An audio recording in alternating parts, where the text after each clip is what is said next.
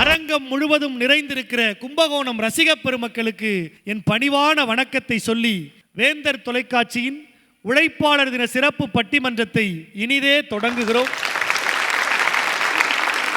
கும்பகோணம்னு சொன்ன உடனே நம் எல்லோருடைய இதயங்கள்லையும் முதல்ல வந்து நிற்கிறது கோயில் தான்.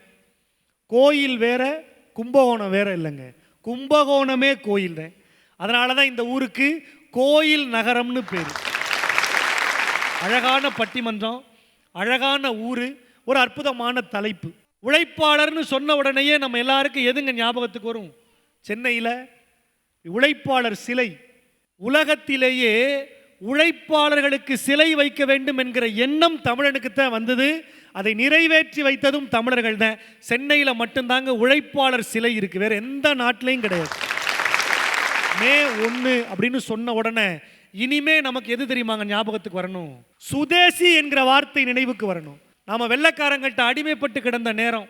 கும்பகோணத்தினுடைய சுதந்திர போராட்ட பங்களிப்பை படிச்சா கண்களில் இருந்து கண்ணீர் வராதுங்க, ரத்தம் வரும்.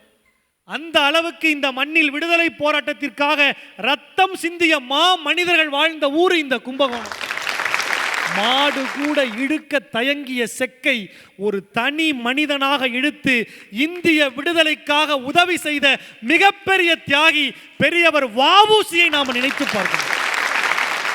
இனிமே மே 1 உழைப்பாளர் தினம் மட்டுமல்ல, தமிழர்கள் அதை வ.உ.சி தினமாகவும் கொண்டாட வேண்டும் என்று கேட்டுக்கொண்டு உழைப்பாளர்கள் தின நல் வாழ்த்துக்களை சொல்லி பட்டிமன்றத்தை தொடங்குகிறோம்.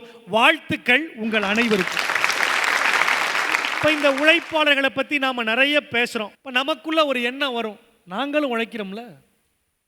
யாருங்க இன்னைக்கு உழைக்கலை? இன்னைக்கு உழைப்பை செலுத்தாத ஒரு மனிதன் இந்த உலகத்தில் வாழ முடியுமா? எல்லாரும் உழைக்கிறோம். உழைக்கிற எல்லோருக்கும் நாம் நன்றி சொல்ல வேண்டிய, அவர்களை மதிக்க வேண்டிய, மரியாதை செலுத்த வேண்டிய ஒரு அற்புதமான நாள் மே 1. ஒரு அழகான தலைப்பை தொலைக்காட்சி தந்திருக்கிறது. நாடும் வீடும் வளர்ச்சி அடைய பெரிதும் தேவை கடின உழைப்பா நிறைந்த பணமா? நாடு வீடு ரெண்டும் முன்னேறணும். அப்பத்தானங்க இந்த தேசத்தை பற்றி மற்ற தேசத்தில் இருக்கிறவங்கலாம் பெருமிதமாக பேச முடியும். நாடும் வளரணும், வீடும் வளரணும். நாடும் வீடும் நல்லா இருக்கணும்னா நிறைய பணம் வச்சிருக்கிறவங்க இந்த நாட்டையும் வீட்டையும் முன்னேற்றதுக்கு பணத்தை செலவு பண்ணணுமா? இல்லை பெரிய தொழிலதிபர்கள், பெரிய செல்வந்தர்கள், கோடீஸ்வரர்கள், அவங்ககிட்ட இருக்கிற கோடிக்கணக்கான பணத்தை இந்த தேசத்தின் நலன் கருதி முதலீடு பண்ணி ஒரு பெரிய தொழிற்சாலையை இந்த நாட்டில் அமைச்சா இந்த நாடு முன்னேறுமா? இல்லை அமைக்கப்பட்ட தொழிற்சாலையில் ஆயிரக்கணக்கான தொழிலாளர்கள் உள்ள போய் வேலை பார்த்தா நாடு முன்னேறுமா? அவ்வளோதாங்க தலைப்பு. மிக அழகாக வாதிடுவதற்காக 6 அறிஞர் பெருமக்கள் வந்திருக்காங்க. ஒரு பெரிய மனிதர் இந்தியா அடிமைப்பட்டு கிடந்த நேரத்தில் தன்னுடைய விலை உயர்ந்த காரில் சென்னையிலிருந்து தன் சொந்த ஊரை நோக்கி பயணிக்கிறாரு. போகிற வழியில் ஒரு ரயில்வே கேட்டு போட்டிருக்காங்க. ரயில் கடக்கிறதுக்காக ரயில்வே கேட் போடப்பட்டிருக்கு. கார் நிற்கிது. அப்போ நம்ம இன்னைக்கெல்லாம் டோல்கேட்டை கிராஸ் பண்ணும்போது வெள்ளரி பிஞ்சு வித்துக்கிட்டு வருவாங்கல்ல, அது மாதிரி அன்னைக்கு ஒரு வயசான பாட்டி தலையில் கூட நிறைய வெள்ளரி பிஞ்சுகளை வச்சுக்கிட்டு இந்த கார் கண்ணாடி பக்கத்தில் வந்து நின்று, ஐயா வெள்ளரி பிஞ்சு வாங்கிக்க கூடாதா அப்படின்னு ஏக்கமாக கேட்குறாங்க. தன்னுடைய விலை உயர்ந்த காரோட கண்ணாடியை இறக்கி அந்த அம்மாவை பார்க்குறாரு. அந்த அம்மாவினுடைய முகத்தில் அவ்வளவு களைப்பு, வெயிலினுடைய உக்கிரம் தாங்கல. ஆனாலும் அந்த தள்ளாத வயதிலையும் உழைச்சு சம்பாதிக்கணுங்கிறதுக்காக அந்த அம்மா வெயிலில் வந்து வெள்ளரி பிஞ்சு விற்கிறாங்க. இவர் என்ன பண்ணுறாரு? வெள்ளரி பிஞ்சு எவ்வளோன்னு கேட்குறாரு. அந்த அம்மா சொல்கிறாங்க, 4 அண்ணாயா, 4 அண்ணா வெள்ளரி பிஞ்சு. உடனே தன்னுடைய கைப்பையிலிருந்து ஒரு ரூபா தாளை எடுத்து அந்த அம்மா கையில் கொடுக்குறாரு. அந்த அம்மா அந்த நோட்டை வாங்கி பார்க்குறாங்க. அது 100 ரூபா தாள். சுதந்திரம் பெறுவதற்கு முன்பாக இந்தியாவில் இருந்த 100 ரூபாய் தாளை அந்த அம்மா அப்படி கையில் வாங்கி பார்க்குறாங்க. என்னையா 4 அண்ணா கொடுன்னு கேட்டால் ஏதோ பேப்பரை கையில் கொடுக்குற அப்படின்னு அந்த அம்மா கேட்குறாங்க. அதுதான் 100 ரூபான்னு கூட அந்த அம்மாவுக்கு தெரியாது. தன் வாழ்நாளில் அந்த 100 ரூபாயை அந்த அம்மா பார்த்தது கூட கிடையாது. இதாம்மா 100 ரூபா, பத்திரமா வச்சுக்க அப்படின்னு சொன்ன உடனே 100 ரூபாயை 2 கண்ணுலையும் ஒத்திக்கிட்டு தன்னுடைய சுருக்கு பையில முடிஞ்சு உள்ளே வச்சுக்கிட்டு வெள்ளரி பிஞ்சை எடுத்து அந்த ஐயா கிட்ட கொடுக்குறாரு. ஒரே ஒரு வெள்ளரி பிஞ்சை மட்டும் அவர் வாங்கிக்கிறார். மீதியெல்லாம் நீ வச்சுக்கமாங்கிறாரு. ரயில் கிடக்கிறதுக்கு கொஞ்சம் நேரம் ஆகுது. இந்த அம்மா பக்கத்தில் மைதானத்தில் விளையாடிக்கிட்டு இருந்த பசங்களையெல்லாம் கூப்பிட்டு தான் தலையில் வச்சிருந்த வெள்ளரி பிஞ்சுகளை எல்லாம் இனாமா கொடுக்குறார். வெயிலில் விளையாடுற பசங்களுக்கு இலவசமாக கொடுக்குறாரு. இந்த காரில் உட்கார்ந்துருந்த பணக்காரருக்கு கோவம் வந்துருச்சு. ஏம்மா, உழைச்சி சாப்பிடணும்னு தானே வந்தேன், வேகாத வெயிலில் கூட இப்படி கஷ்டப்பட்டு உழைக்கிறியங்கிறதுனால தானே உனக்கு 100 ரூபாயை கொடுத்தேன். காசை பார்த்த உடனே உழைக்கணுங்கிற எண்ணத்தை மறந்துட்ட பார்த்தியா, இலவசமாக கொடுக்க ஆரம்பிச்சிட்ட பார்த்தியா, என்னம்மா என்ன நினச்சிக்கிட்டு இருக்க அப்படின்னு கோபமாக இந்த பணக்காரர் சொன்னாராங்க. உடனே அந்த அம்மா சொன்னிச்சான், இல்லையா அப்படியெல்லாம் இல்லை, நான் உங்கள் கையிலேருந்து அந்த 100 ரூபாயை வாங்கினேன்ல, உங்கள் கையிலிருந்து வாங்கின 100 ரூபாயை வாங்கின அடுத்த நிமிஷம் எனக்கும் கொடுக்கணுங்கிற எண்ணம் வந்துருச்சியான்னு சொன்னிச்சான். அந்த அம்மாவுக்கு தன் கரங்களால் 100 ரூபாயை கொடுத்த மனிதர் காரைக்குடி என்கிற அந்த மண்ணை வெறும் காரைக்குடி அல்ல, கல்விக்குடி என்று மாற்றி காட்டிய வள்ளல் அழகப்பர் தான் அந்த செல்வந்தர். அவர் தாங்க 100 ரூபாயை கொடுத்தாரு. இன்னைக்கு காரைக்குடிங்கிற ஊர் நம்ம எல்லோருக்கும் தெரிகிற ஒரு ஊராக மாறி இருக்குன்னா அதுக்கு வள்ளல் அழகப்ப செட்டியார் தான் காரணம். வள்ளல் அழகப்பர் மாதிரியான நல்ல மனிதர்களால், கொடையாளர்களால், வள்ளல்களால் உருவான பூமி காரைக்குடி. அது இன்றைக்கல்ல, சங்கம் வைத்து தமிழ் வளர்த்த காலத்திலேயே உலக தமிழர்களுக்கு அறிமுகமான ஊர் என்பதை இந்த மேடையில் இருந்து உறக்கச் சொல்லி அற்புதமான இந்த உழைப்பாளர் தின பட்டிமன்றத்தில் நாடும் வீடும் வளர்ச்சியடைய பெரிதும் தேவை கடின உழைப்பா நிறைந்த பணமா என்று கேட்டு கடின உழைப்பு தான் என்று பேசுவதற்கு தலைமையேற்று பேச அன்பு அண்ணன் ரொட்டேரியன் விஸ்வநாராயண் அவர்களை உங்கள் பலத்த கைத்தடலோடு அழைக்கிறேன். வாங்க, நல்ல உரையை இந்த மன்றத்திற்கு தாங்க. உழைப்பாலேயே உயர்ந்து இந்த தமிழ்நாட்டளவில் மிகவும் பிரபலமாக இருக்கக்கூடிய பட்டிமன்ற நடுவர் அவர்களே, மக்களுடைய சேவைக்காக தங்கமயில் ஜுவல்லரியானது தனது சமுதாய பொறுப்புணர்வு கருதி எல்லாற்றையும் விட இதுவரை கிட்டத்தட்ட 5000 பேருக்கு இலவசமாக கண்புரை அறுவை சிகிச்சை செய்திருக்கிறோம் என்ற தகவலையும் சொல்லி, கடின உழைப்பால் இந்த வீடும் நாடும் முன்னேறுகிறதா, சந்தோஷமாக இருக்கிறதா என்று நாம் சிந்திக்கும் பொழுது உண்மையிலேயே இன்றைய நடுவராக இருக்கட்டும், அந்த பகுதியில் உட்கார்ந்திருக்கக்கூடிய பெருத்த கைகட்டலுக்கு ஆளான அனிதா சம்பத் ஆகட்டும், நீங்கள் எழுந்து நின்று சொல்ல முடியுமா, பணத்திற்காகத்தான் நான் உழைத்தேன் என்று? உங்கள் உழைப்பால் இந்த கௌரவம் உங்களுக்கு கிடைத்ததா, இல்லை நீங்கள் பணத்தால் இந்த இடத்திற்கு வந்து அமர்ந்திருக்கிறீர்களா? நடுவர் அவர்களே, உங்களுக்கு இந்த கேள்விக்கு பதில் சொல்ல முடியாது. ஏனென்றால் நீங்கள் உழைப்பால் உயர்ந்து பலவற்றை ஆராய்ந்து பல புத்தகங்களை படித்து பல பேருக்கு பல நல்ல கருத்துக்களை சொல்லி கொண்டு இருக்கக்கூடிய அளவிற்கு இன்று நீங்கள் இந்த சமுதாயத்தில் உயர்ந்திருப்பதால் தான் பட்டிமன்ற நடுவராக உங்களை உழைப்பால் உயர்ந்தவராக தேர்ந்தெடுத்து உங்களை உட்கார வைத்திருக்கிறார்கள் என்று சொன்னால் அதுதான் உண்மை. நீங்கள் கண்டிப்பாக மறுக்க முடியாது. எலெக்ஷனுக்கு பிறகு அணி சேர்த்தா என்ன, சேர்க்கலைன்னா என்ன? தைரியமாக எழுந்து நான் பணம் வாங்குவதற்குத்தான் நான் வந்தேன் என்று சொல்ல முடியுமா? நீங்கள் அப்படிப்பட்டவரா? எனக்கு பணமே வேண்டாங்க. கும்பகோணத்தில் இந்த பட்டிமன்றத்தில் பேசுறதுக்கு எனக்கு பணமே வேண்டாங்க. கண்டிப்பா தங்க மயிலில் ஒரே ஒரு நெக்லஸ் மட்டும் எடுத்துக்கிறேன் சார். ஏனென்றால் கடினமாக உழைப்பவர்களுக்குத்தான் இந்த உலகத்தில் அங்கீகாரம் கிடைக்கும். கடினமான உழைப்பவர்களுக்குத்தான் இந்த உலகத்தில் பார்வைப்படும். யாரும் கஷ்டப்படாமல் வாழ்க்கையில் முன்னேறவே முடியாது. இங்கே இருக்கிறவங்க நீங்கள் யாரை வேணாலும் நீங்கள் உட்காந்து நீங்கள் சொல்லி பாருங்கள், யோசிச்சு பாருங்கள். இந்த கல்லூரி ஒரு கடினமான காலகட்டங்களில் இருந்துதான் இன்று இந்த அளவிற்கு வளர்ந்திருக்கிறது என்று சொன்னால்தான் அது உண்மை. யூகி அவர்கள் மறுப்பார்கள் அதை? அவர்களுடைய முன்னேற்றம், அவர்களுடைய ஈடுபாடு, இவை எல்லாம் தான் இந்த கல்லூரிக்கு ஒரு புதிய அங்கீகாரத்தை கொடுத்து புதிய இடத்தை கொடுத்திருக்கின்றது. இந்த உழைப்பால் உயர்ந்தவர்கள் 20 வருடம் 30 வருடத்திற்கு முன்னால் கர்நாடகாவில் பஸ் கண்டக்டராக விசிலடித்து கொண்டிருந்தவருடைய நிலைமை இன்று சூப்பர் ஸ்டார். எப்படி அவருக்கு கிடைத்தது? சாதாரணமாக கிடைத்த ஒரு பட்டமா? அது உழைப்பால் கிடைத்த கூட பட்டம். அதிகப்படியான பணம் இருக்கக்கூடிய ஒரு கோயில் சொல்ல முடியுமா? எல்லோரும் உடனே சொல்லக்கூடிய பதிலானது திருப்பதி வெங்கடாஜலபதி கோயில். எவ்வளவோ பெருமாள் கோயில் இருந்தாலும் 12 மணிக்கு தூங்கி 3 மணி அதிகாலை எழுந்து அருள் புரிந்து மக்களுக்காக உழைக்கக்கூடிய ஒரு இறைவனுக்கே அந்த உழைப்பு தேவைப்படுகிறது பிரபலத்திற்கு என்றால் சாதாரண மனிதருக்கு தேவைப்படாதா? அருமை. ஒரே 10க்கு 10 100 சதுர அடியில் ஆரம்பித்த இன்று தங்கமயில் இன்று லட்சம் சதுர அடி பரப்பளவில் விரிந்து செயல்பட்டு கொண்டிருக்கிறது என்றால் அது கடின உழைப்பு. நடுவர் அவர்கள், உழைப்பு தான் சிறந்தது, உழைப்பால் தான் முன்னேற முடியும், நானும் உழைத்து தான் இந்த அளவிற்கு பெயர் வாங்கினேன் அப்படி என்ற முடிவை அவர் சொன்னால் அவருடன் இணைந்து பயணித்து கொண்டே இருப்போம் என்று சொல்லிக்கொண்டு விடைபெறுகிறேன். நன்றி, வணக்கம். ரொம்ப அழகா பால்லே சிக்ஸர் அடிக்கிற மாதிரி அடிச்சார். கடின உழைப்பால் தான் நாடும் வீடும் முன்னேற முடியும்னு ஆணித்தரமா பேசிட்டு உட்கார்ந்துருக்காரு. உடனே அன்பு அண்ணனுக்கு பதில் சொல்ல எங்கள் பாசத்திற்குரிய ஆசிரியர் அன்பு அண்ணன் வாசு சசிகுமார் அவர்கள் ஒரு உற்சாகமான கைத்தட்டலோடு வாங்க. பட்டிமன்ற உலகின் இளைய வேந்தர், அன்பு இளவல், பகுத்தறிவு மனச்சாரல், பண்பாட்டு தேனூரல், உண்மைகளின் சுரப்பு, உணர்வுகளின் வடிகால், எழுச்சியின் இயல்முரசு, கவித்துவத்தின் பொன்னூஞ்சல் எங்கள் பட்டிமன்ற நடுவர் அவர்களுக்கு அரங்கு நிறைந்த வாழ்த்துக்களை சொல்லி, இது எலெக்ஷன் நேரமா இருக்கிறதுனால இவர் எவ்வளவு நீளமா புகழ்ந்தாலும் நம்மளால நம்ப முடியல. புரிஞ்சிருச்சுலக்கா? அன்பிற்கினியவர்களே, இந்த இதயா கல்லூரி உழைப்பால் உயர்ந்து நிற்கிறது.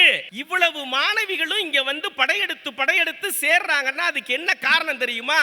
இதயா கல்லூரியில படிச்சா 1 லட்சம் 2 லட்சம் சம்பளம் வாங்கலான்னு வெளியில தெரியுதுங்க. அதுதான் காரணம். அப்புறம் இன்னொன்னு சொன்னார், ஏன் எல்லா கடவுள்களையும் விட திருப்பதி வெங்கடாஜலபதியை உயர்ந்த இடத்திலே வைத்திருக்கிறார்கள் மக்கள்? அந்த திருப்பதி வெங்கடாஜலபதி கடவுளை யாரும் உழைக்கும் கடவுள்னு சொல்ல மாட்டாங்க, பணக்கார கடவுள் தாங்க சொல்லுவாங்க. அதைத்தான் நீங்க புரிஞ்சுக்கணும். சார், உங்களுக்கு தெரியுமா, ஒவ்வொரு நாட்டிலையும் பணத்துக்கு ஒரு பேர் உண்டுங்க. இப்ப அமெரிக்கால என்ன சொல்லுவோம்? டாலர்னு சொல்லுவோம். ஜப்பான்ல என்ன சொல்லுவோம்? யென்னு சொல்லுவோம். இங்கிலாந்துல என்ன சொல்லுவோம்? பவுண்டுன்னு சொல்லுவோம். சவுதி அரேபியால என்ன சொல்லுவோம்? ரியால்னு சொல்லுவோம். ஆனா இந்திய திருநாட்டில் ரூபாய்னு சொல்லுவோம். ரூபியான்னா என்ன அர்த்தம் தெரியுமா? ரூபியா என்றால் அழகு என்று அர்த்தம். ஆக பணம்னா என்ன அர்த்தம் தெரியுமா? அழகுன்னு அர்த்தங்க.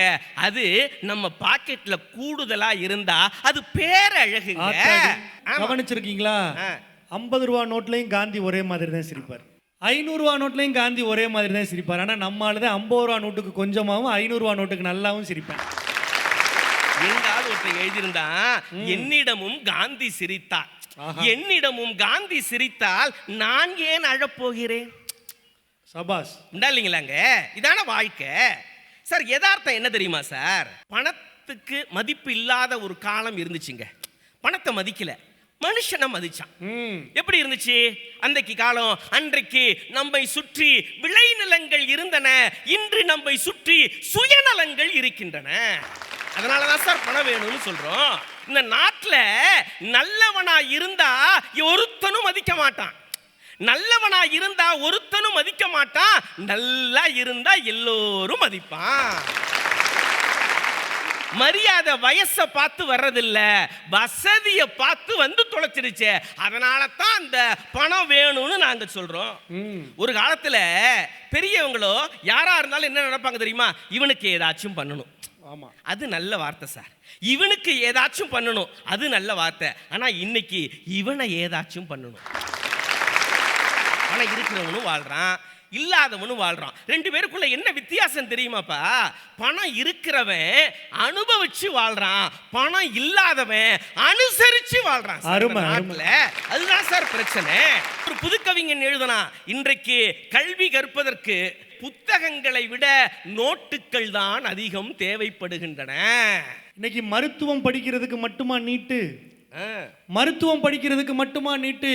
எது படிக்கணும்னாலும் எதையாவது நீட்டு சார். இப்ப போன மாசம் அட்சய திருதை வந்துச்சு. அட்சய திருதைக்கு நகை வாங்கும் கூட்டத்தை விட ஜூன் மாசம் தாம் பிள்ளைய ஸ்கூல்ல ஃபீஸ் கட்டணும்னு சொல்லி அந்த நகையை அடகு வச்ச கூட்டம் தான் ஜாஸ்தி. இதான யதார்த்தம். நீங்க உடனே கேட்கலாம், முன்னாடிலாம் பிறந்த குழந்தைங்க குவா குவான்னு அழுகுங்க. ஆனா இன்னைக்கெல்லாம் ஜென்சி பிள்ளைங்க பிறக்கும் போதே ருவா ருவா அப்படின்னு தான் அழுகுது. அது முன்னாடிலாம் பிள்ளை வந்து அழுதுகிட்டு அம்மாட்ட ஓடி வந்து அம்மா பிஸ்கட்டு அம்மா பிஸ்கட்டுன்னு அழுகும். ஆனா இன்னைக்கு இருக்கிற ஸ்கூல் படிக்கிற பிள்ளைங்கலாம் வேகமா ஓடி வந்து அம்மா பீஸ்கட்டு அம்மா பீஸ்கட்டுன்னு அழுகுது. காலம் மாறி இருக்கு. கருப்பை இல்லாமல் பிறக்க முடியாது, இறைப்பை இல்லாமல் உண்ண முடியாது, பணப்பை இல்லாமல் இந்த நாட்டில் வாழ முடியாது. நன்றி, நல்வணக்கம்.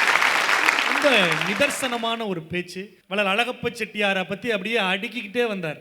வீட்டுக்குள்ள உட்கார்ந்துருக்கார் அழகப்ப செட்டியார். வாசல்ல ஒருத்தர் வந்து, நம்ம ஊர்ல பிள்ளைகள்லாம் ரொம்ப தூரம் போய் படிக்க வேண்டியிருக்கு, நம்ம ஊர் பொம்பளை பிள்ளைங்க ரொம்ப தூரம் போய் படிச்சுட்டு வர்றதுனால பேருந்து வசதி குறைவா இருக்கிறதுனால நேரம் கடந்து வீட்டுக்கு வர்றாங்க, பெற்றோர்கள்லாம் பதப்பதைப்போட இருக்காங்க, நம்ம பிள்ளைகள் படிக்கிறதுக்கு நம்ம பகுதியிலே ஒரு பள்ளிக்கூடம் இருந்தால் நல்லா இருக்கும். அப்போ ஒரு பெண்கள் பள்ளிக்கூடத்தை நம்ம ஊரில் ஆரம்பிக்கணும்யா, நீங்கள் எல்லாருக்கும் உதவி செய்கிறதா சொன்னாங்க, எங்களுக்கு ஏதாவது உதவி பண்ணக்கூடாதா? கடைசி காலகட்டம், வீட்டில் வயதின் முதிர்வினால வீட்டில் உட்காந்துருக்கிற அழகப்ப செட்டியார்ட்ட வாசல் படியில் நின்று கேட்குறாரு, பள்ளிக்கூடம் ஆரம்பிக்கணுமா, நம்ம ஊரில் பள்ளிக்கூடம் ஆரம்பிக்கணுமா, ஒரு நிமிஷம் இருங்க அப்படின்னு சேர்லேருந்து எந்திரிச்சு வீட்டை விட்டு வெளியில் போய் நின்று எடுத்துக்கங்க அப்படின்னாராம். என்னத்தையா? என் வீட்டையே எடுத்துக்கிறங்க, இந்த வீட்டிலேயே பள்ளிக்கூடம் ஆரம்பிங்கன்னு தான் குடியிருந்த வீட்டை கூட கல்வி நிலையம் ஆரம்பிக்க கொடுத்த வள்ளல் அழகப்ப செட்டியார். நிறைவான பணத்தால் தான் எதுவும் சாத்தியம்னு இவ்வளவு பேசின பிறகு குடவாசலில் இருந்து தைரியத்தோடு ஒரு பெண் வந்திருக்கிறார். உங்கள் மண்ணை சார்ந்த அன்பு தங்கை எஃபினா மேரி. வாங்க. நாடும் வீடும் வளர்ச்சி அடைய காரணம் கடின உழைப்பா நிறைந்த செல்வமா? ஆமா. பேங்க்ல போய் லோன் வாங்குவாராம், அதை கட்ட மாட்டாராம். அப்புறம் எப்படிங்க சிபில் ஸ்கோர் ஏறும்? உழைக்கணும், உழைச்சாதான். இந்த சிபில் ஸ்கோர்ல ஒரு அழகான விஷயம் இருக்கு. நீங்க கடன் வாங்கி கடனை சரியா கட்டினா ஸ்கோர் நல்லா இருக்கும், கடன் வாங்கி சரியா கட்டலைன்னா ஸ்கோர் கம்மியா இருக்குன்னு அவர் நிறுத்திட்டாரு. கடனே வாங்காதவனுக்கு ஸ்கோர் மைனஸ்ல இருக்கும். அவன் கடனே வாங்கக்கூடாதுன்னு ஒரு வாழ்க்கையை வாழ்ந்துகிட்டு இருப்பான், அவனுக்கு சிபில் ஸ்கோர் எப்படி இருக்கும்? மைனஸ்ல இருக்கும். அப்போ அவர் என்ன சொல்ல வர்றாரு? நல்லவனா இருக்கக்கூடாதுன்னு சொல்ல வர்றாரு. ஐயா, அவங்க சொல்ற பணத்தை வச்சு கட்லையும் மெத்தையையும் வாங்கிடலாம், தூக்கத்தை உங்களால வாங்க முடியுமா? அவங்க சொல்ற பணத்தை வச்சு மருந்தை வாங்கிடலாம், மகிழ்ச்சியை வாங்க முடியுமா? அவங்க சொல்ற அந்த பணத்தை வச்சு உடைய வாங்கிடலாம், உறவுகளை வாங்க முடியுமா? அவங்க சொல்ற அந்த பணத்தை வச்சு நிலத்தை வாங்கிடலாங்கய்யா, நிம்மதியை அவங்களால வாங்க முடியுமா?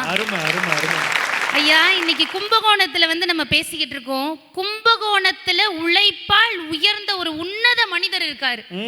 நம்ம கும்பகோணத்துல திருக்குறுங்குடி அப்படிங்கிற ஊர். டிவிஎஸ் நீங்க எல்லாருமே கேள்விப்பட்டிருப்பீங்க. டிவிஎஸ் சுந்தரம் அப்படிங்கிறவரு இன்னைக்கு சின்ன ஸ்பேர் பார்ட்ல தொடங்கி பெரிய பெரிய ஆட்டோமொபைல் இண்டஸ்ட்ரியவே கலக்கிக்கிட்டு இருக்காருன்னா அதற்கு காரணம் அவருடைய உழைப்பு. அவர் அந்த நிறுவனத்தை தொடங்கலாம்னு எண்ணும் போது அவர்கிட்ட 10 பைசா கையில இல்லைங்கய்யா. ஒரு வண்டி ஓடுற சத்தத்தை வச்சு அதுல என்ன கோளாறுங்கிறத அவர் கண்டுபிடிச்சிருவார். அவருடைய தொடர் உழைப்பு தான் இன்னைக்கு அவரை இவ்வளவு பெரிய இடத்திற்கு உயர்த்தி இருக்கிறது என்றால் பணத்தால் அவர் உயரலங்களையா, உழைப்பால தான் இன்னைக்கு அவர் நிச்சயமா உயர்ந்திருக்காரு. அவ்வளவு ஏன், நம்ம தஞ்சாவூர் எடுத்துக்கோங்க, நம்ம மண்ணில் இருக்குது. இன்னைக்கு உலகத்துல எங்கெங்கிருந்தோ மக்கள் ஓடி வந்து தஞ்சாவூர்ல நின்று இப்படி அண்ணாந்து பார்க்குறாங்கன்னா அதற்கு என்ன காரணம்? ஆயிரக்கணக்கான மக்களினுடைய உழைப்பினால் ராஜராஜ சோழன் கட்டிய தஞ்சை பெரிய கோயிலாக இருக்கு. இன்னைக்கும் மேலை நாட்டவர்கள் இங்கு வந்து நின்று அண்ணாந்து பார்த்து எப்படி இவ்வளவு பெரிய கல்ல அந்த விமானத்துல ஏத்திருப்பாங்க அப்படின்னு யோசிக்கிறாங்கன்னா எந்த பணமும் வந்து அந்த கல்ல மேல ஏத்தலங்கய்யா, அந்த 1000 மனிதர்களுடைய உழைப்பு தான் அந்த கல்ல அந்த உயரத்திற்கு கொண்டு சென்ற. அவ்வளோ நம்ம ஊர்ல இருக்கக்கூடிய கல்லணையை யோசிச்சு பாருங்க. மேலை நாட்டில இருந்து ஆர்தர் காட்டன் அப்படின்னு ஒரு அறிஞர் வராரு. தமிழ்நாட்டில் இருக்கக்கூடிய எல்லா அணைகளையும் ஆராய்ச்சி பண்ணி அதற்கு ஒரு பெயர் வைக்கிறாரு. அதை வந்து ஆங்கிலத்தில் மொழிபெயர்க்கிறார். அப்போ கல்லணைக்கு வந்து கல்லணையை சுற்றி பார்த்துட்டு எல்லாத்தையும் பார்த்துட்டு இதற்கு ஒரு பெயர் வைக்கணும் அப்படின்னு முடிவு பண்றாரு. த கிராண்ட் டேம் அப்படின்னு பெயர் வைக்கிறார். கிராண்ட் டேம் அப்படின்னு அவர் பெயர் வைக்கிறாரு. அப்படின்னா அந்த கல்லணைக்கு பின்னால் இருப்பது எத்தனை பேரினுடைய உழைப்பு அப்படிங்கறத நீங்க நிச்சயமா புரிஞ்சுதாங்க ஆகணும். அது உழைப்பு மட்டும் இல்லைங்க, ஒரு அற்புதமான தொழில்நுட்பத்தை உலகத்திற்கு சொன்ன இடம் கல்லணை. ஆனால் கல்லணையின் வரலாற்றை படிக்கிற போது வேகமாக ஓடி வருகிற நீரை கற்களை கொண்டு தடுத்து நிறுத்தணும். ஒரே கல்லை அங்கே கொண்டு போய் போட முடியாது, சாத்தியம் இல்லை. இப்போ ஒரு கல் மீது இன்னொரு கல்லை அடுக்கணும். வேகமாக ஓடி வர்ற தண்ணி கல்லையும் தள்ளி விட்டுரும். அப்போ ஒரு கல் மீது இன்னொரு கல்லை வச்சு ஒட்டணும். பல ஆயிரம் ஆண்டுகளுக்கு முன்னாடியே பிளாஸ்டிக்கையும் ஒற்ற கம் இல்லை, பேப்பரையும் ஒற்ற கம் இல்லை, துணியையும் ஒற்ற கம் இல்லை, கல்லையும் ஒட்டுகிற பசையை உலகத்திற்கு அறிமுகப்படுத்தியவன் நம்முடைய தமிழன் கரிகால பெருவளச் சோழன். 2 கல்லை ஒரு ஒட்டும் தன்மையுடைய பொருளை வச்சு ஒட்டியிருக்காங்க. அந்த பசை என்னங்கிறத இன்றைக்கு வரைக்கும் உலகத்தில் எவராலும் கண்டுபிடிக்க முடியலைன்னா அத்தனை தூரம் அறிவியலால் சிறந்த ஊர் நம்முடைய தமிழ்நாடு. அப்பேற்பட்ட டேமுக்கு கிராண்ட் டேம்னு பேர் வைக்காம ஸ்டோன் டேம் நாங்கள் பேர் வைக்க முடியும்? ஏபிஜே அப்துல் கலாம் எடுத்துக்கலாம். அன்னைக்கு பேப்பர் போட்டவர் அதே பேப்பர்ல தலையங்கமா வந்தாருன்னா அதற்கு காரணம் அவருடைய உழைப்புங்கய்யா. ஒரு 15 வயது சிறுவன் பிரதமரையே அவனுடைய வீட்டிற்கு அழைத்திருக்கிறான் என்றால் அந்த 15 வயது வைபவ் சூரியவன்ஷியினுடைய உழைப்பு தானங்கய்யா காரணமா இருக்கு. அவ்வளோ ஏன் நம்ம சூப்பர் ஸ்டாரை எடுத்துப்போம். அன்னைக்கு பஸ்ஸுக்குள்ள நின்று 18 மணி நேரம் டிக்கெட் கொடுக்கறதும் அதை வாங்குறதும் வேலையா செஞ்சுக்கிட்டு இருந்தவர் அவருடைய கடின உழைப்புனால இன்னைக்கு தமிழ் திரையுலகத்திற்கே சூப்பர் ஸ்டாராக மாறி இருக்கிறார்னா அதற்கு காரணம் அவருடைய உழைப்பு தானங்கய்யா. மொத்தத்தில் உழைப்பாளி இல்லாத நாடுதான் இல்லையடா ஹோய் அடோ ஹோய் என்று சொல்லி விடைபெறுகிறேன். தமிழ்நாடு அப்படின்னாலே உங்களுக்கு முதல்ல ஞாபகம் வரக்கூடிய விஷயம் உழைப்பு உழைப்பு உழைப்பு. நன்றி. உழைப்பாளருடைய உழைப்பை நாம் யோசிச்சு பார்க்கணுங்க. இப்போ கடின உழைப்பால் தான் நாடும் வீடும் முன்னேறி இருக்கிறது அப்படின்னு எஃபினா மேரி இவ்வளவு அழகாக பேசியிருக்கிறாங்க. இதுக்கு உடனே மறுப்பு சொல்ல எங்கள் பாசத்திற்குரிய இயக்குனர், தமிழ்நாடு அரசின் தமிழ் பற்றாளர் விருதாளர் சிங்கப்பெண் சிவநந்தினி வாங்க ஒரு உற்சாகமான உரையை இந்த மன்றத்திற்கு தாங்க. வேந்த தொலைக்காட்சி நேயர்கள் அத்தனை பேருக்கும் உழைப்பாளர் தின நல் வாழ்த்துக்களோடு தொடங்குகின்றேன். அன்பு வணக்கம். எபினாமீர் வந்து பேசிட்டு போனாங்க. அவர் அதை கட்டினார், இதை கட்டினார், இதெல்லாம் உழைப்பு சார், உழைப்பு. எத்தனை பேரோட வியர்வை இருக்கிறது தெரியுமா? விஜயகாந்த் சாரை ஞாபகப்படுத்திட்டு போயிட்டாங்க. அம்மா, ராஜராஜ சோழனாக இருந்தாலும், கல்லணையை கட்டியவராக இருந்தாலும், கோவில் கட்டினவங்களாக இருந்தாலும், வீடு கட்டினவங்களாக இருந்தாலும், இந்த நாட்டுக்கு 4 விஷயம் நல்லது பண்ணவங்களாக இருந்தா அவங்க கையில் லட்சமா கோடி கோடியா பணமும் செல்வம் இருந்ததா இல்லையா சார்? கோயில் கட்டணும்னா முதல்ல பணம் வேணும் சார், கல்லணை கட்டணும்னா பணம் வேணும் சார். பணம் இல்லாம அவங்க கட்டிட முடியுமா?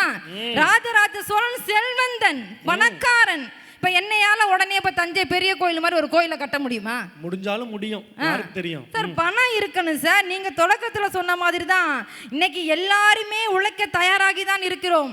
பெண்கள் கூட்டம் அதிகமா இருக்கிறதுனால சென்டிமெண்டா பேசுறாங்களம்மா, வீட்டு தியாகத்தோடு நமக்கு சமைத்து போட்டு அவங்களுடைய உழைப்பு இருக்கிறதே அப்படின்னு. ஏமா 2026மா காலையில் எந்திரிச்சு வாசல் தெளித்து கோலம் போட்டு வீட்டுக்காருக்கு ஒரு சாப்பாடு, பிள்ளைக்கு ஒரு சாப்பாடுன்னு பார்த்து வீட்டுக்காரை வேலைக்கு அனுப்பி, பிள்ளை ஒரு பக்கம் பள்ளிக்கூடத்துக்கு அனுப்பி, துணியெல்லாம் துவைச்சி அலசி முடித்து மத்தியான சாப்பாடு செஞ்சு மறுபடியும் பிள்ளைக்கு ஒரு பக்கம் வீட்டுக்கார் ஒரு பக்கம் அனுப்பி வச்சு நாய்க்கு சாப்பாடு போட்டு சாயங்காலம் 2 பேருமே வந்துடுவாங்க. ஈவினிங் ஸ்நாக்ஸ் வீட்டுக்காருக்கு ஒன்று பிள்ளைகளுக்கு ஒன்று செஞ்சு கொடுத்து திரும்ப டின்னருக்கு டைம் ஆகிடும். தோசையா, இட்லியா, சப்பாத்தியா, தேங்காய் சட்னியா, தக்காளி சட்னியான்னு கேட்டு கேட்டு சமைச்சு கொடுத்துட்டு அந்த அம்மா மிஞ்சிச்சோ மீதிச்சோன்னு பார்த்து 12 மணிக்கு சாப்பிட்டு படுத்து திரும்ப 4 மணிக்கு விடிய காலையில் எந்திரிச்சு வாசல் வச்சு கோலம் போட்டு ரொட்டீனா வாழ்ந்துகிட்டு இருந்தாள். இது கடின உழைப்பு தான், கடின உழைப்பு தான். ஆனா அப்படிப்பட்ட பெண்களை உங்க வீட்டம்மா என்னங்க பண்ணிக்கிட்டு இருக்காங்கன்னு கேட்டா சும்மா இருக்கா. யாரு? காலையிலேருந்து சாயங்காலம் வரைக்கும் இவ்வளவு வேலை பார்க்குற உழைப்பாளிகளுக்கு கிடைத்த மரியாதை என்ன தெரியுமா? சும்மா இருக்கான்னு பேசுனீங்க சார். ஆனால் இம்புட்டி வேலையும் பார்த்ததுக்கு அப்புறம் வீட்டை விட்டு வெளியில போய் வீட்டுக்காருக்கு நிகராக, அப்பாவுக்கு நிகராக என்னைக்கு பெண்கள் சம்பாதிக்கிற நிறைய பணங்கள் கையில வர தொடங்கியதோ மேடம் வேலைக்கு போயிருக்காங்க சார். மேடம் வந்துட்டாங்க சார்னு சொன்னாங்க பாருங்க. பணம் சார், பணம், மரியாதை. படிச்சா வேலை கிடைக்கும்னு மேடை மேடையா பேசுற நீங்க விதைச்சா வேலை கிடைக்கும்னு ஏமா பேச மறந்துட்டீங்க? ஏன்னா பணம் வரலம்மா. இதயா காலேஜில் படித்தா பணம் வரும், எந்த காலேஜில் படித்தாலும் பணம் வந்துருங்க. விவசாயிங்க நமக்கு 3 வேளை சாப்பாடு போடுறான். ஏங்க யாருமே கலப்பையை எடுத்துக்கிட்டு தலையில் துண்டை கட்டிட்டு நாற்று நடவா களை பறிக்கவே யாருமே போகிறதில்ல. அது கஷ்டமான வேலை, கடினமான உழைப்பு, அதில் வருமானம் வரல சார்.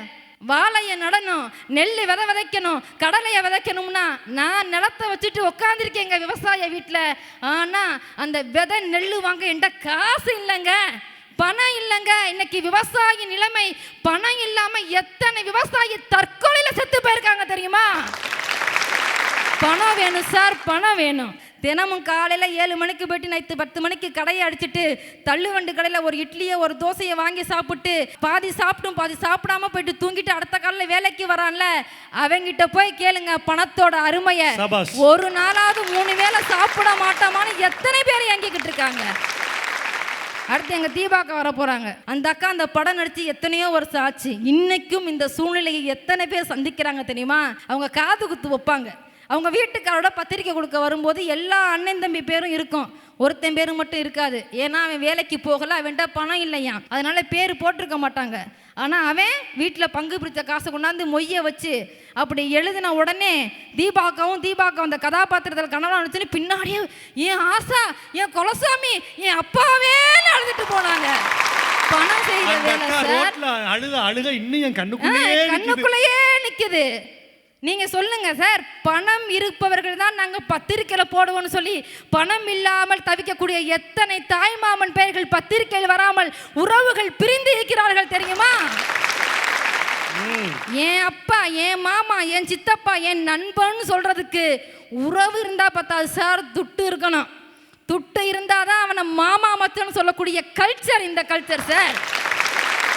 கவியரசு கண்ணதாசனுடைய பாடல் வரிகளை படிக்காதவர்கள், பாட்டை கேட்காதவங்க யாராவது உண்டாங்க? அவர் சொல்லியிருக்காருங்க அழகா ஒரு தத்துவத்தை. கவியரசு கண்ணதாசனுக்கு நிறைய பிள்ளைகள் நம்ம எல்லாருக்கும் தெரியும். தீபாவளி சமயத்தில் அவர்கிட்ட பணம் இல்லை, அண்ணன் கிட்ட பணம் இருக்கு. போய் பணம் கேட்குறாரு, அண்ணா எனக்கு கொஞ்சம் பணம் கொடுங்கன்னு. அவர் தரமாட்டேன்னு சொல்லிட்டார். இது எல்லார் வீட்லையும் நடக்கிறது தானே. அப்போ கண்ணதாசன் சோகமாக வந்து திண்ணையில் வந்து உட்கார்றாரு. என்னடா அது தீபாவளி வந்துடுச்சு, பிள்ளைங்களுக்கு துணிமணி வாங்கணும், நம்மக்கிட்ட மணி இல்லையே அப்படின்னு இருக்கும்போது ஒரு கார் வந்து நிற்கிது. ஒரு இயக்குனர் வராரு, சார் ஒரு படம் எடுக்க போகிறேன், அந்த படத்தில் ஹீரோவுக்கு யாருமே உதவி பண்ணலை, பணத்தால் கஷ்டப்படுறான்னு. அப்போ கவியரசு கண்ணதாசன் ஒரு பாட்டை போட்டாருங்க. அண்ணன் என்னடா தம்பி என்னடா அவசரமான உலகத்திலே. பணம் சார், என்னங்க ஒரே வயிற்றில் பிறந்த அண்ணன் கூட பணம் இல்லைன்னா தம்பிக்கு கஷ்ட காலத்தில் கொடுத்து உதவாத இந்த சூழல்ல மகிழ்ச்சிங்கிறது எங்கெங்க கடின உழைப்புல இருக்க போகுது? கூழோ கஞ்சியோங்க, அவங்கிட்ட 5-10 இருந்தால் தான் சாப்பிட முடியும். உழைச்சிக்கிட்டே இருந்தாலும் யாரும் சாப்பிட முடியாதுங்க. அதெல்லாம் எங்கள் தாத்தா காலம். தாத்தா காலத்தில் தான் கூழை குடிச்சு விட்டு வயலில் வேலை பார்ப்பாங்களாம். எங்கள் அப்பா காலத்தில் தான் வாங்க 2 நாள் சாப்பிட்டுட்டு 4 நாள் வேலை பார்ப்பாங்களாம். இன்னைக்கு அப்படி யாராவது பார்க்க முடியுமா சார்? ஒரு டிரைவர் கேட்குறாரு, காலையில் எத்தனை மணிக்கு மேடம் கார் எடுக்கணும், எனக்கு பேட்டா எவ்வளவு, இந்த ஹோட்டலில் தான் சாப்பிடுவேன், இந்த டீ தான் குடிப்பேன், இந்த காஃபி தான் குடிப்பேன்னு. இன்னைக்கு எந்த வேலையாக இருந்தாலும் முதல்ல பணம், அப்புறம்தான் வேலை. அப்ப எதுலங்க மகிழ்ச்சி இருக்கு? உழைக்காமல் வருகின்ற பணம் நிலைக்காது என்பதை உறுதியாக சொல்ல தயாராக இருக்கிறேன். ஆனால் இந்த உலகம், தமிழர்கள், தமிழ்நாட்டு பெண்கள், தமிழ்நாட்டு ஆண்கள் உழைக்க தயாராக இருக்கிறார்கள். ஆனால் மகிழ்ச்சியாக இருக்கிறார்கள் என்று கேட்டால் நிச்சயமாக இல்லை. காரணம் அவர்களிடத்தில் பணம் இல்லை, அதனால் மகிழ்ச்சியாக இல்லை. நாடோ வீடோ துட்டு இருந்துச்சுன்னா சந்தோஷமா இருக்கலாம், இல்லைன்னா கஷ்டம்தாங்க. மழையால் கரைந்து விடுவதில்லை மழை, முகிலால் குறைந்து விடுவதில்லை கடல், கால மாற்றத்தால் சிறுத்து விடுவதில்லை சிலை, மண்ணில் மக்கினாலும் தண்ணீரில் கரைந்தாலும் எத்தனை எத்தனை யுக புரட்சிகள் நடந்தாலும் பணம் இல்லைன்னா மகிழ்ச்சி இல்லைங்க. நன்றி, வணக்கம். ஒரு அரங்கு நிறைந்த கைத்தட்டு நம்முடைய இயக்குனர் சிங்கப்பெண் சிவநந்தினி அவர்களுக்கு. எதிரணியில் பேசின அத்தனை வாதங்களுக்கு எதிர்வாதம் வச்சுருக்காங்க. இதுக்கெல்லாம் அடுத்து வர்ற பேச்சாளர் பதில் சொல்லணும். அதுவும் நீங்கள் நடித்த கதாபாத்திரத்தை எல்லாம் சொல்லி உங்களை அப்படியே பாராட்டி சீராட்டி அப்படி உயர்த்தி உங்களை பிடிச்சிருக்காங்க. ஆனால் உங்கள் அணியை கீழே போட்டு மிதிச்சிட்டாங்க. உழைத்து வருகிற செல்வத்தை நாங்கள் மதிக்கிறோம், ரொம்ப அழகாக சொன்னாங்க. உழைத்து வருகிற செல்வத்தை நாங்கள் மதிக்கிறோம், ஆனால் செல்வத்தை வைத்துத்தான் இன்று மனிதர்களே மதிக்கப்படுகிறார்கள்னு சொன்னாங்க. யானை கட்டி போரடித்த சோழ மண்டலத்தில் 4வது தலைமுறையாக விவசாயம் செய்ய வேண்டிய என்னுடைய தோழன் இன்றைக்கு வெளிநாட்டில் ஏதோ ஒரு வெள்ளைக்காரியின் காரை கழுவி கொண்டிருக்கிறான் என்கிற வேதனையை இந்த மன்றத்தில் பதிவு செய்கிறாங்க. இப்போ அடுத்த தலைமுறை இளைஞர்கள் கொஞ்சம் மாற்றி யோசிக்கணும். நம்முடைய மண் சார்ந்த தொழிலாக இருக்கிற விவசாயத்தை நாம் செய்ய முயற்சி பண்ணணும், முன் வரணும்னு இந்த நேரத்தில் கேட்டுக்கொண்டு, பேச்சு புயல் பட்டிமன்றங்களை கலக்கி கொண்டிருக்கிற சிறந்த குணச்சித்திர நடிகை அன்பு அக்கா தீபா சங்கர் அவர்கள் கடின உழைப்பே என்று பேச வருகிறார். வாங்க ஐயா. உண்மையிலே சொல்கிறேன், முருகப்பெருமான் எப்படி தமிழுக்கு நம்ம வணங்கிக்கிட்டே வரோமோ அதே போல தமிழ் உங்கள் நாவில் விளையாடுது. முதல்ல உங்களுக்கு ஒரு வணக்கத்தை சொல்லிட்டு, நடுவர்களே ஐயா சொன்னார், நாங்கள் எதற்காக வாழுகிறோம்? மக்கள் முன்னாடி வாழ்ந்து காட்ட வேண்டும் என்பதற்காக தான் வாழுகிறோம். நாங்களாம் சும்மாவாக்க பிறந்துட்டோம்? தெரியாம தான் கேட்குறேன். ஆடி கார் வச்சு பகட்டும் பந்தாவாகத்தான் வாழ வேண்டும்னா அந்த பூமியில ஒருத்த கூட வாழ முடியாது. நான் சொல்றேன், இப்போ இந்த அரபையில் இத்தனை பேர் இருக்காங்க, ஆளுக்கு 10,000 ரூபாய் கையில் கொடுத்துட்டு, என்கிட்டே ஒரு 10,000 ரூபாய் கையில் கொடுத்துட்டு ஒரு ஆளை வேலை செய்யின்னு சொன்னா செய்வானா? செய்ய மாட்டான். ஏங்க, உழைப்பை எதுக்கு போடுறோம்? பணம் சம்பாதிக்கிறதுக்கு தான் போடுறோம். ஆனால் அந்த பணத்தை எதுக்காக பயன்படுத்துகிறோங்கிறத கதை. கடின உழைப்பை போடுறோம். எதுக்காக போடுறோம்? குடும்பத்தை சந்தோஷப்படுத்துறதுக்காக தானே போடுறோம். எங்கள் அப்பா வெளிநாட்டில் இருந்தாங்க, நாங்கள் அப்படி சம்பாதிச்சு கொண்டு வந்தோம். வெற்றி கொடி கட்டுன்னு ஒரு படம் பார்த்துருப்பீங்கன்னு நினைக்கிறேன். வெளிநாட்டு மோகத்தினால 2 இளைஞர்கள் வாழ்க்கையை தொலைச்சிட்டு நம்ம நாட்டில் இல்லாததா வெளிநாட்டில் இருக்குன்னு சொந்த காலில் நின்று உழைச்சி காமிச்சாங்களே, அதை பார்த்துமா நீங்களாம் திருந்தலை? உங்க வயசுக்கு ஏற்ற படத்தை சொல்றாங்க பாத்தீங்களா? பணம் இருந்தால்தான் கொடுக்க முடியும். நான் கேட்குறேன், கொஞ்ச நாளைக்கு முன்னாடி தூய்மை தொழிலாளர் அக்கா அவங்க கையில் ஒரு நகை பெட்டி கிடச்சிச்சு. அதை கொண்டு வந்து கொடுத்தாங்க. ரஜினிகாந்தை பார்க்கணுன்னு எத்தனையோ பேருக்கு ஆசை. ஆனால் ரஜினிகாந்தே கூப்பிட்டு பாராட்டினது நேர்மைக்கு கிடைத்த பரிசு அல்லவா? ஒரு தூய்மை பணியாளருக்கு மாதம் எவ்வளோங்க சம்பளம் இருக்கும்? என் உழைப்பினால் வரக்கூடிய ஊதியம் எனக்கு போதும் அப்படின்னு சொன்ன அந்த போதுங்கிற பக்குவம் இவ்வளோ படித்த உங்களுக்கு இல்லையே நினைக்கும் போது தான் எனக்கு வருத்தமாக இருக்குது. நடுவர்களே, ஒரு விஷயம் தெரிஞ்சுக்கிட்டேன். குடும்பம்ன்றது எவ்வளோ அழகானது தெரியுமா? வயசான ஐயாமார்கள்லாம் இருக்காங்க, அவங்களுக்கு தெரியும். இப்போது ஒரு வேலைக்கு போகிறாங்க, ஒரு இடத்துல திட்டாங்க. வீட்டுக்கு வராரு, கோவத்தில் வராரு. பொண்டாட்டி, நான் 50 பவுன் போட்டு வந்தேன், உன்னை பார்த்துக்கிறத என் வேலை அப்படின்னு சொன்னால் அந்த குடும்பத்தில் அவனுக்கு சந்தோஷம் இருக்குமா? வந்தோடனே, ஏன் உங்கள் முகம் வாடி இருக்கு? உட்காருங்க. ஐயோ, கால் வலிக்குதாங்க. ஏன்னா உங்கள் வீட்டில் நடந்ததே இல்லையா?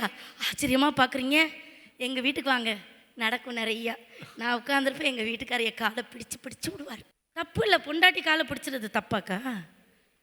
தப்பே இல்லை. அந்த அக்கா, ஏங்க்கா அப்போ நம்ம வீட்லேயே அப்படித்தானா? அப்போது இதுதாங்க வாழ்க்கை. இதுக்கு தாங்க நம்ம மாடு மாறி உழைச்சிட்டு ஒருத்தன் வீட்டுக்கு வரான். அப்போ அங்கேயும் பணம் பணம் பணம்னு பேசினா மனுஷ சந்தோஷத்தை தேடி எங்கே போவான்? நடுவர் அவர்களே, அந்த காலத்தில் மாப்பிள்ளை வீட்டுக்காரங்களோ வந்தால் பொண்ணு வீட்டுக்காரங்க அவ்வளோ மரியாதை கொடுப்பாங்க. ஏன்னா நம்ம பொண்ணு வாழ போகிற வீட்டில் அவங்கள ஏதாவது கஷ்டப்படுத்திட்டா வீட்டில் நம்ம பொண்ணை கஷ்டப்படுத்திடுவாங்களோன்னு. ஆனால் இன்னைக்கு மாமியா கழுவி கூட கால் மேலே கால் போட்டுக்கிட்டு இருக்குக்கா. மாப்பிள்ளைக்காரன் சொல்கிறா, எப்போ உங்கள் வீட்டுக்கு போவியே? உங்கள் பொண்ணு எங்கள் வீட்டில் வாழ்ந்துக்கிட்டு இருக்கேன், எப்போ வீட்டுக்கு போவேன்னா கேட்டிய? நான் உங்கள் வீட்டிலேயே செட்டில் ஆகிக்கிறேன்னு மருமக சொல்கிறான். காசு படுத்துகிற பாடு. நடுவர்களே, வானத்தில் எதுக்கியா கல்யாணம் முடிக்கிற? பந்தல்ல கோயிலில் மந்திரம் ஓதி, ஏன்னா எவனாவது அபசகுணம் சொன்னால் அது உழக்கூடாதுங்கிறதுக்காக மங்கள சொல்லலாம் சொல்லி தாலி எடுத்து கொடுப்பாங்க. விமானத்தில் கல்யாணம் பண்ணுறேன்றான், கடலுக்குள்ளே கல்யாணம் பண்ணுறேங்கிறான். இதெல்லாம் பார்த்துட்டு பிள்ளைகள் ஏங்கி எத்தனை பெண் பிள்ளைகள், ஒரு பாட்டு இருக்குது, எத்தனை தடவை கோலம் போடுவா எங்கள் அக்கா, எத்தனை தடவை காப்பி கொடுப்பா எங்கள் அக்கான்னு ஒரு தம்பி தன்னுடைய அக்காவுக்கு கல்யாணம் பண்ண முடியாமல் வருத்தப்படுற சூழல் இருப்பதற்கு என்ன காரணம் தெரியுமா? இன்னைக்கு பெண்கள் மத்தியில் பணக்கார ஒருத்தன் நம்மளை கல்யாணம் முடிச்சுக்குவான்ற மோகத்தை எல்லாரும் விதைக்கிறீர்கள்.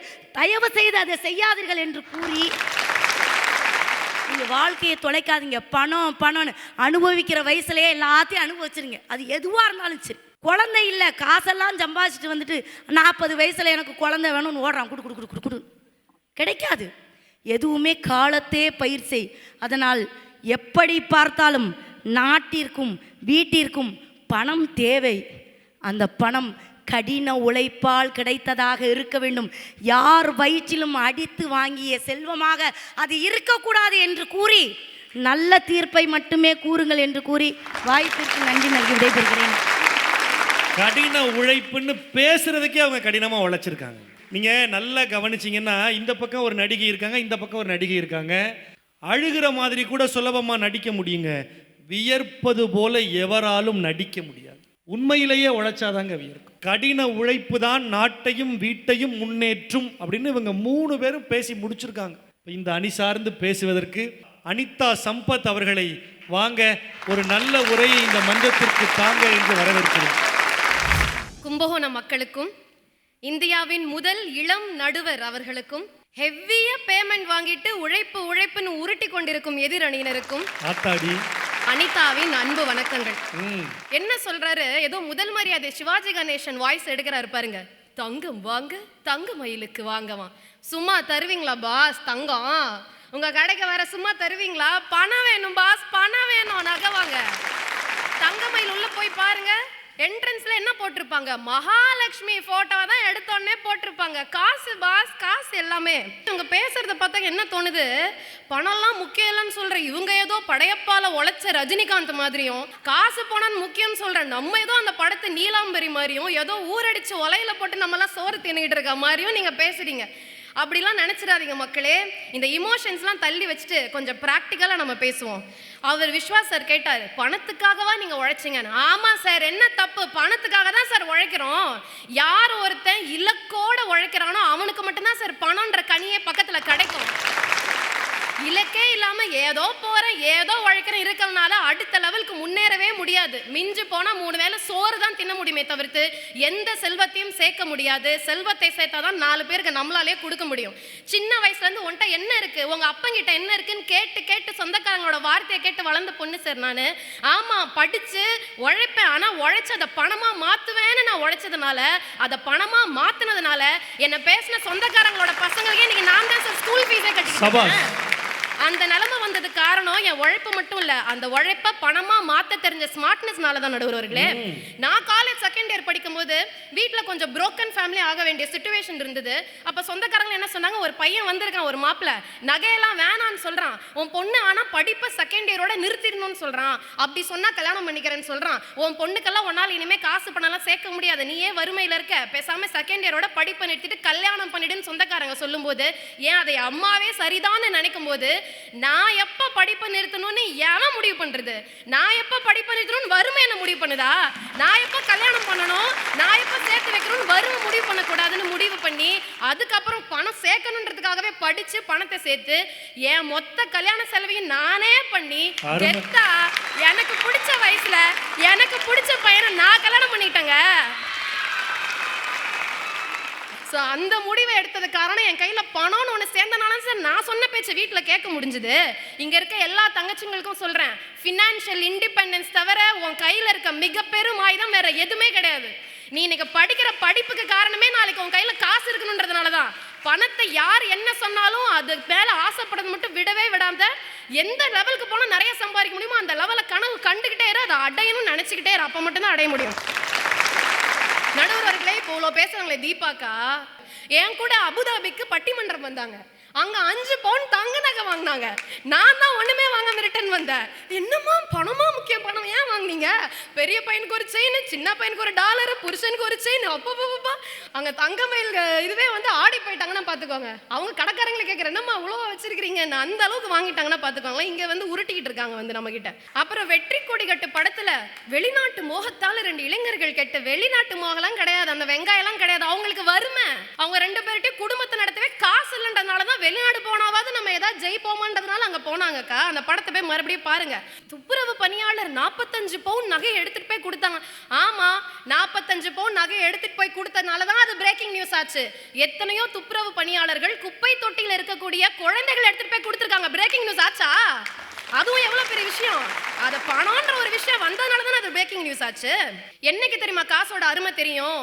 என்னைக்கு நம்மளை பெத்த அம்மாவும் பெத்த அப்பாவும் ஐசியூல கடைசி மூச்சுல இருக்கும் போது டாக்டர் சொல்லுவாங்க பாத்தீங்களா, இன்னும் ஒரு 15 லட்சம் இருந்தா அவங்க அப்பாவை அம்மாவை காப்பாத்தலாம்னு சொல்லும் போது பாக்கெட்ல 50,000 கூட நம்மளால சேமிக்க முடியாதுன்ற நிலைமையில இருப்போம் பாத்தீங்களா. எவங்கிட்ட போய் கை காசு இந்த நேரத்துல ஏந்தி நிக்கிறதுன்னு ஒண்ணு தோணும் பாத்தீங்களா.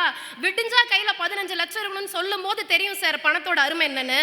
அது தெரிஞ்சதுனாலதான் கவர்மெண்டே மருத்துவ காப்பீடுன்னு ஒண்ணு மக்களுக்கு கொடுக்குறாங்க. காசை வச்சு நிம்மதியை வாங்க முடியுமா எஃபினா அப்படியே உருகுறாங்க. சரிம்மா நிம்மதியை வாங்க முடியாது, நீ என்ன பண்ற, விருத்தாசலத்துல இருக்கும் உன் வீடு உங்க அம்மாவோட கேண்டீனை என் பேர்ல எழுதி வச்சுட்டு நிம்மதியா இருப்பியா?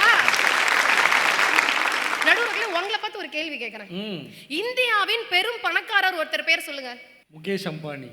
இந்தியாவின் கடின உழைப்பாளி ஒருத்தர் பேர் சொல்லுங்க. தெரியலையம்மா. பாத்தீங்களா, யாரு உழைப்ப பணமா மாத்துறாங்களோ அவங்க பேரை தான் இந்த உலகம் ஞாபகம் வச்சுக்கோ நடுவர்களே. நோ பெயின் நோ கெயின்ல அன்னைக்கு, நோ மணி நோ ஹனிங்கிறதா இன்னைக்கு நடுவர்களே. உழைப்பு தேவையில்லைன்னு நாங்க சொல்லல, ஆனா பணத்தை ஈர்க்காத உழைப்பு என்றுமே பயன் தராது அப்படிங்கறத சொல்லிக்கிட்டு நல்ல தீர்ப்பை வழங்குகின்ற நம்பிக்கையோடு விடைபெறுகிறேன். நன்றி. ரொம்ப அழகா யதார்த்தமா நம்ம இதயத்துக்குள்ள இறங்கி சில செய்திகளை வரவு வச்சிருக்காங்க. உழைக்கும் தோழர்கள் ஒன்று கூடி இந்த தேசத்தை முன்னேற்ற வேண்டும் என்று யோசித்தால் பணம் என்கிற ஒன்று இடையூறாக வந்து நிற்கிறதுன்னு இவங்க 3 பேரும் பேசியிருக்காங்க. உழைக்க நாங்கள் தயாராக இருக்கிறோம். உழைப்புக்கேற்ற ஊதியம் இன்றைக்கு வழங்கப்படுகிறதா? விவசாயத்தை பற்றி பேசணுங்க. இன்றைக்கு ஆண் விவசாய கூலிக்கு வழங்கப்படுகிற வருமானத்தை விட ஒரு பெண் விவசாய கூலியாக வயலில் இறங்கி வேலை செய்கிற போது கொடுக்கப்படுகிற வருமானம் குறைவாக இருக்கிறது. நீங்கள் நம்ம வீடு கட்டுறோம், நிறைய பேர் வீடு கட்டுறோம், கட்டடம் கட்டுறோம், 2 பேரினுடைய உழைப்பு சமந்தான்.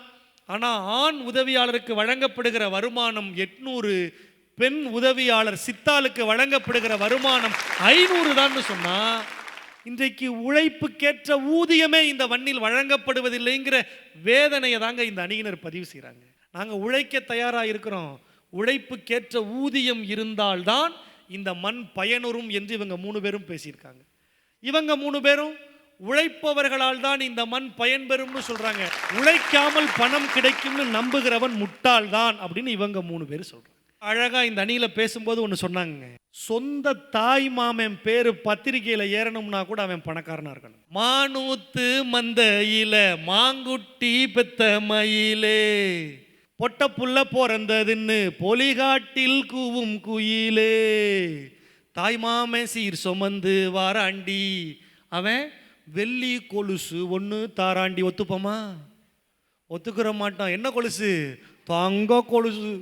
தங்க கொலுசு கொண்டு வந்து தந்தாதாங்க தாய்மாமன். இப்படியெல்லாம் நாம் இருந்ததுனால தான் சமீபத்தில் ஒரு அரசியல் பிரமுகர் சொல்கிறாரு, நான் ஆட்சிக்கு வந்த உடனே தாய்மாமன் சீர்தாரங்கிறார். இப்போ பணம் இருந்தால்தான் உறவுகள் கூட நம்மை இணைத்து வைத்துக் கொள்கிறது. மாயாண்டி குடும்பத்தார் படத்தை எடுத்துக்கங்களேன், அந்த பையனும் ஒரு தாய்மாமன் தான், ஆனால் பத்திரிகையில் பேர் போடலை. ஆனால் அவன் போய் எல்லா தாய்மாமனை விடவும் அதிகமாக சீர் செஞ்ச உடனே அந்த அக்கா வீட்டுக்காரருக்கு அப்போத்தான் புரியுது, காசு பணம் முக்கியம் இல்லைடா, மனுஷ மக்க தான் முக்கியங்கிற புரிதல் அப்போத்தான் வருது. அது வரைக்கும் பேசாமல் இருந்த அக்கா அப்போதாங்க பேச ஆரம்பிக்கிறா. எங்கள் அப்பா மாயாண்டி செத்துட்டான்னு நினச்சையா, எங்கள் அப்பா மாயாண்டி சாகலையா, உன் உருவத்தில் என் அப்பா இருக்காயான்னு அப்போத்தான் அக்காவே பேசுகிறான்னா, பணம் தான் உறவுகளையே நமக்காக பேச வைக்கிறது.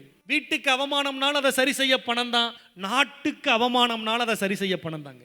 நம் எல்லோருக்கும் தெரிந்த ஒரு மிக புகழ்பெற்ற தொழிலதிபர் ரத்தன் டாட்டா, சமீபத்தில் மறைந்து போன மகத்தான மாமனிதர், தன்னுடைய சொத்தில் சரி பாதியை இந்தியாவில் இருக்கிற ஏழைகளுக்காக எழுதி வைத்த அற்புதமான கொடையாளர்.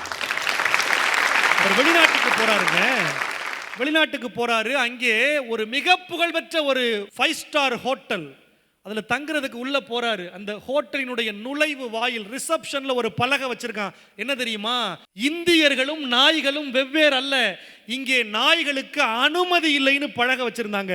அந்த உணவகத்தில் அவர் தங்கலை, வேற இடத்துல தங்கினாரு, தன் பணிகளை முடிச்சாரு, திரும்பி இந்தியாவிற்கு வந்தாரு. அந்த நாட்டின் புகழ்பெற்ற உணவகத்தை விட, நட்சத்திர விடுதியை விட, என்னுடைய சொந்த மண்ணில் புகழ்பெற்ற நட்சத்திர விடுதியை நான் கட்டுவேன் என்று சொல்லி மும்பையில் தாஜ் ஹோட்டல் என்கிற மிகப்பெரிய நட்சத்திர விடுதியை கட்டினாருங்க. அங்கே ஒரு போர்டு வச்சிருந்தான்ல, இவர் தாஜ் ஹோட்டலை கட்டி அங்கே ஒரு போர்டு வச்சாருங்க, ஆல் ஆர் ஈக்குவல்னு. வீட்டில் அவமானம்னாலும் அதை சரி செய்ய பணம் தான், நாட்டில் அவமானம்னாலும் அதை சரி செய்ய பணம் தான் தேவைப்படுகிறது. அத்தனைக்கும் பிரச்சனை வந்த போதெல்லாம் அதை சரி செய்வதற்கு, அதை சரிப்படுத்துவதற்கு பணம் என்கிற ஒன்று இருக்கிற போதுதான் நம்மால் அதை தாண்டி உயர உயர உயர வெற்றி பெற முடிகிறது என்று சொன்னால், நாடும் வீடும் முன்னேறுவதற்கு பெரிதும் தேவைப்படுவது கடின உழைப்பை விட நிறைந்த செல்வம்தான் என்பதை தீர்ப்பா சொல்லணும்னு எனக்கும் ஆசை தான். ஆனால் இவங்க 3 பேரும் பேசுனதை மட்டும் பார்த்துட்டு நம்ம தீர்ப்பு சொல்ல முடியுமா? இவங்க 3 பேரும் பேசுனதையும் யோசிக்கணும்லங்க. தன்னுடைய 3 மகள்களை படிக்க வைக்கணும்னு ஒரு அப்பா ஆசைப்படுறார். இந்த அப்பாவுக்கு செருப்பு தைக்கிறது தாங்க வேலை. நீங்கள் நல்லா கவனித்து பார்க்குறீங்களா? இன்றைக்கும் நம்முடைய தமிழ்நாட்டின் தமிழ் தெருக்களில் செருப்பு தைக்கிற மனிதர்களை நம்மளால் பார்க்க முடியுங்க. இன்னைக்கு நாமெல்லாம் கிழிஞ்சு போன செருப்பை தச்சு போடுற பழக்கமே போயிருச்சு. ஒட்டி போடுங்கடான்னு விளம்பரம்லாம் போடுறாங்க. ஆனால் இன்னைக்கு இருக்கிற இளைய மனிதர்களின் எண்ணங்களில் பழைய பொருட்களின் மீது ஒரு வெறுப்பு. கிழிஞ்சு போனால் உடனே தூக்கி போடணும். ஆனால் இன்றைக்கும் செருப்பு யாராவது தைக்க கொண்டு வந்து கொடுத்துட மாட்டாங்களான்னு ஏக்கத்தோடு பஸ் ஸ்டாண்டு வாசலையும், ரயில்வே ஸ்டேஷன் வாசலையும், மார்க்கெட்டு வீதியிலையும் 4-5 செருப்புகளை வச்சுக்கிட்டு ஒரு ஐயா உட்காந்துருப்பார்ல, அப்படி ஒரு அப்பாங்க. 3 பிள்ளைங்க, அதில் 2 பிள்ளைக்கு எப்படியோ சிரமப்பட்டு கல்யாணம் பண்ணி வச்சிட்டார். 3வது மக 12ஆம் கிளாஸ் படிக்கிறா. இந்த அப்பாட்ட அந்த பிள்ளை கேட்குறா, அப்பா 2 அக்காவுக்கு திருமணம் பண்ணி வச்சுட்ட, எனக்கு நீ திருமணம் பண்ணி வைக்கணும்லாம் யோசிக்காதப்பா, நீ ரொம்ப உழைச்சிட்ட, நீ அப்படியெல்லாம் கஷ்டப்படாத, என்னை படிக்க மட்டும் வச்சிருப்பா, நானே என் வாழ்க்கையை பார்த்துக்கிறேன்னா. ஆனால் அந்த பிள்ளை சொன்னா, உன்கிட்ட ஒன்றே ஒன்று மட்டும் கேட்கணும்னு எனக்கு ஆசையாக இருக்குப்பா, நீ எனக்கு புது துணி வாங்கி கொடுத்து 6 வருஷம் ஆச்சுப்பா, கடைசியாக 2வது அக்கா கல்யாணத்தப்போ எனக்கு வாங்கி கொடுத்தது 6 வருஷம் ஆச்சுப்பா, எனக்கு நீ புது துணி வாங்கி கொடுத்து, அடுத்த மாதம் வர்ற என் பிறந்த நாளுக்கு நீ புது துணி வாங்கி கொடுக்கணும்ப்பான்னு அந்த அப்பாட்ட சொல்லிட்டாங்க. அந்த அப்பா என்ன தெரியுமாங்க பண்ணாரு? ஒரு நாளைக்கு அந்த அப்பா 3 வேளை சாப்பிட்டாருன்னா அவருக்கு 75 ரூபா செலவாகுமா. தன் மகள் தன்னிடத்தில் ஆசையாய் கேட்ட அந்த புது துணியை தன் மகளுக்கு வாங்கி தருவதற்காக 3 வேளை உணவை 1 வேளை உணவாக குறைச்சாராங்க. 1 வேளை உணவாக குறைச்சி ஒரு நாளைக்கு 60 ரூபாயை சேர்க்கிறாரு. தொடர்ந்து 1 மாதம் 1 வேளை மட்டும் சாப்பிட்டு சேர்த்து வச்ச காசில் தன் மகளுக்கு புது துணி வாங்கி கொண்டு போய் கொடுக்குறாரு. இந்த ட்ரெஸ்ஸோட விலை வந்து ஒரு 1000 ரூபா 1500 ரூபா தாங்க இருக்கும். ஆனால் இந்த உலகத்தினுடைய மிக உயர்ந்த மகாராணி அணிகிற ஆடை எவ்வளவு மதிப்பானதோ அதே அளவு 2 வேளை உணவை சுருக்கி கொண்டு தனக்காக தன் அப்பா வாங்கி கொடுத்த அந்த ஆடைன்னு சொல்லி அந்த மகள் முகநூல்ல பதிவு போடுறான்னா, கடின உழைப்பால் நம் மனதிற்கு நெருக்கமான உறவுகள் நமக்கு வாங்கி கொடுக்கிற பொருள் சிறியதாக இருக்கலாம், ஆனால் அதன் மதிப்பு பெரிது. அதன் மதிப்பு பெரிது. நிறைந்த பணத்தால் வைரத்தை, வைடூரியத்தை, மாளிகைகளை, மாட மாளிகைகளை, விலை உயர்ந்த கார்களை எல்லாவற்றையும் சொந்தமாக்கலாம். ஆனால் அதெல்லாம் கொடுக்காத ஒரு நிறைவை, நம் மனதுக்கு நெருக்கமான உறவுகள் தன்னால் இயலாத ஒன்றை தன் உறவுக்காக செய்து ஈட்டுகிற குறைந்த பணத்தில் வாங்கி தருகிற பொருள் தருகிற இன்பத்தை, நிறைந்த செல்வத்தால் வருகிற இன்பத்திற்கு ஒருபோதும் ஈடு இணை சொல்ல முடியாது என்கிற காரணத்தால் தமிழ் கவிஞன் ஞானம் என்கிற பீடத்தில் உயர்த்தி வைத்திருக்கிற அந்த அற்புதமான மா கவிஞன் வைரமுத்து சொன்ன வரிகளை சொல்லி இந்த பட்டி மண்டபத்தை நிறைவு செய்கிறேன். உழைக்கிறவன் கையில் இருக்கிற அழுக்கும் தங்கம், உழைக்காதவன் கையில் இருக்கிற தங்கமும் அழுக்குதான். உழைத்து வருகிற பணம்தான் நம் வாழ்க்கைக்கு இன்பத்தை தருமே தவிர, உழைக்காமல் வருகிற பணத்தால் ஒருபோதும் நம்மால் இன்பத்தை அனுபவிக்கவே முடியாது என்று சொல்லி வள்ளுவனை துணைக்கு அழைத்து, அறத்தினால் வருவதே இன்பம், மற்றெல்லாம் புறத்த புகழும் இல என்று சொல்லி, உழைத்து சம்பாதிக்கிற நிறைந்த செல்வத்தால் நாடும் வீடும் முன்னேறும்.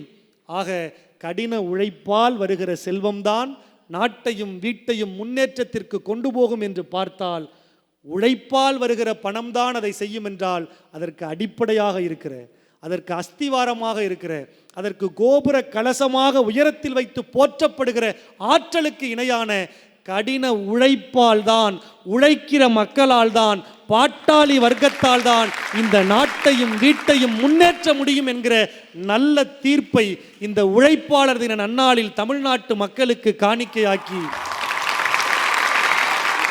உழைக்கும் மக்களின் கரங்களை வலுப்படுத்தினால்தான் நாடும் வீடும் முன்னேறும் என்று சொல்லி பட்டிமன்றத்தை நிறைவு செய்கிறோம். நன்றி, வணக்கம்.